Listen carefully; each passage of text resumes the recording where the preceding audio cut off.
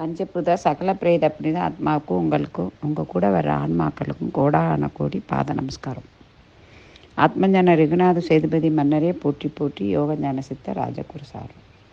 அம்மா ஒரு விஷயம் நல்லா தெரிஞ்சுக்கிறேங்க. மனிதனுக்கு சித்த யோகம் அடைகிறதுக்கு 6 நிலையை கடக்க வேணும். அதில் இதை யார் சொல்லியிருக்காங்க அப்படிங்கிறது பார்த்தா அருணகிரிநாதர். உங்களுக்கு அருணகிரிநாதர் அப்படின்னா யாருங்கிறதுனா, அவர் பெண்கள் மோகத்தில் மூழ்கி நோயால் பாதிக்கப்பட்டு சாகணும் தற்கொலைக்கு போய் அதுக்கப்புறம்தான் அவர் சித்தி அடைகிறார், ஞான மார்க்கத்தையே அடைகிறார். அதாவது நல்லா கேட்டுக்கிறங்கம்மா, தன்னுடைய புருவ மத்தியில் நம்ம புலன்களை அடக்கி மனதை ஒருநிலைப்படுத்தி பொறுமையுடனும் தியானத்துடையணும், அதே மாதிரி வெறுப்புணர்வு இல்லாமல் நேசிக்கும் தன்மையில் அன்பு கலந்த பரிமாற்றத்தோட யாரை நோக்கி பயணம் போகிறோம் ஞானங்கள் பிறக்கிறது. அந்த ஞானங்களே ஈசனுடைய இதாகத்தான் இருக்கும். அதே சமயத்தில் ஒவ்வொருத்தவங்களும் என்னட்ட ஒவ்வொரு குழந்தைய பெற்று எடுக்கும்போது ஒவ்வொருத்தவங்களும் தன்னுடைய குழந்தை நல்லா இருக்கணும், அந்த குழந்தை சிரஞ்சீவியாக இருக்கணும், நல்லா அதுக்கு ஏதாவது சொத்து சேர்த்து வைக்கணும், வீடு வாசல் காட்டி வைக்கணும், பணம் ரெடி பண்ணி கொடுக்கணும் அப்படின்னு சொல்லி ஒவ்வொரு பெற்றோர்களும் அதைத்தான் நினைப்பாங்க. என் பிள்ளை நல்லா இருக்கணும், என் பிள்ளை சந்தோஷமாக இருக்கணும், என் பிள்ளைக்கு ஏதாவது நான் சேர்த்து வைக்கணும். இவங்க சாப்பிடாம உண்ணாமல் உடுத்தாமல் ஒரு இடத்த வாங்குவாங்க.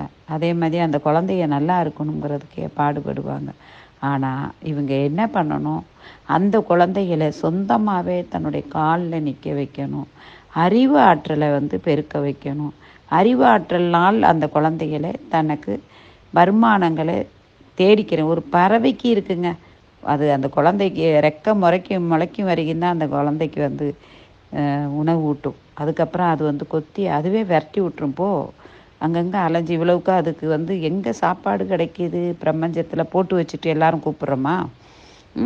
காக்கைக்கு கூட சுயநலத்தோட முன்னோர்கள் மூலியமாக நமக்கு இந்த காக்கைக்கு வச்சா நமக்கு முன்னோர்கள் ஆசீர்வாதம் கிடைக்குங்கிற சுயநலம் இருக்குது வெளிசு. காக்கைக்கு அன்றாட கொஞ்சம் சாப்பாடு எடுத்து வைக்கிறது இல்லை. அதுவும் விரதம் மேற்கொண்டா அந்த காக்கைக்கு சாப்பாடு எடுத்து வைக்கிறோம் வெளிசு, அதுவும் எடுத்து வைக்கிறது இல்லை.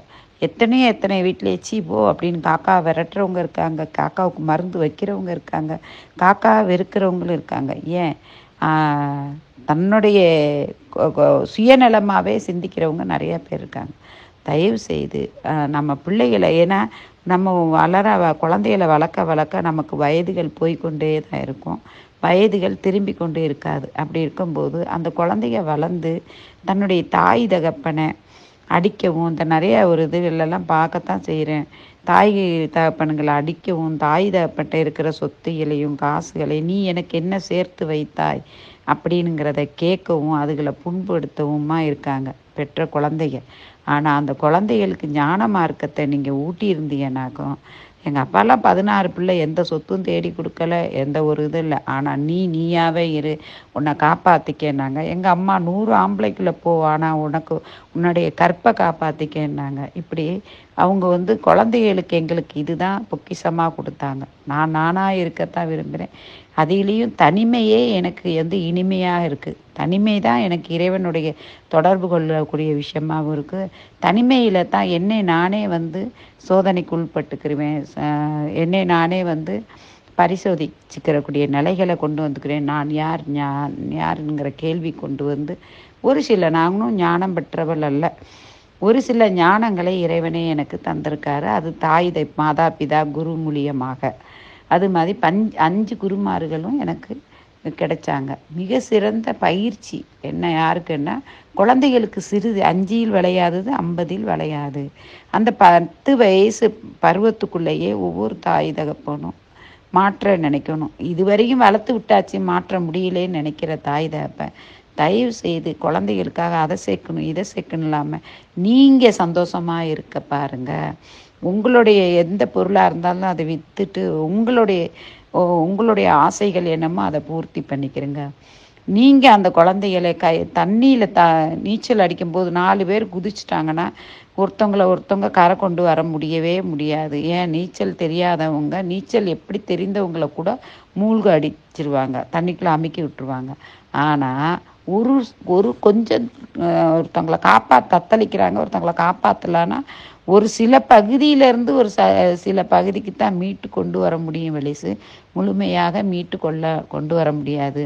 ஒவ்வொருத்தவங்களுக்கும் தானே நீச்சல் அடித்து கரை வருவது போல வாழ்க்கையில் ஞானத்தை பெற்று அவங்க கரை வரணும். அதுக்கு முக்கியத்துவம் படிப்பு கற்றுக் கொடுக்குறீங்க, தொழில் கற்றுக் கொடுக்குறீங்க. எத்தனையோ தொழில் செய்தவங்களும் எத்தனை தொழில் செய்த மேதைகளும் மூழ்கி போயிடுறாங்க, தண்ணிக்குள்ளே மூழ்கிற மாதிரி.